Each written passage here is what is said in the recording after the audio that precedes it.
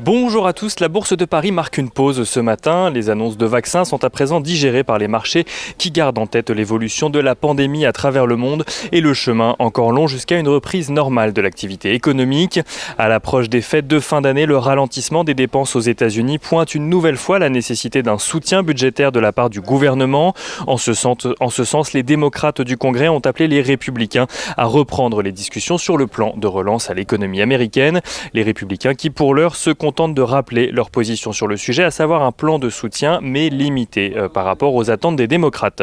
Il n'en reste pas moins que les perspectives aux États-Unis ne sont pas roses, selon Jérôme Powell, le président de la Fed. Celui-ci a déclaré hier que la situation pourrait être encore difficile plusieurs mois avant de revenir à la normale. La Fed ayant notamment identifié des risques baissiers, notamment en raison de l'évitement de certains secteurs d'activité qui seraient plus à risque que d'autres. En France, l'INSEE annonce que le PIB devrait se contracter de 9 à 10% sur l'année, un recul directement lié à la pandémie qui devrait, selon l'Institut, continuer à avoir un impact sur l'économie, au moins au premier semestre 2021. Du côté des valeurs à présent à la Bourse de Paris, dans le dossier Lyxor, tout d'abord, que Société Générale chercherait à céder, Amundi et BNP Paribas pourraient être intéressés. C'est en tout cas ce que rapporte Reuters, citant plusieurs sources concordantes.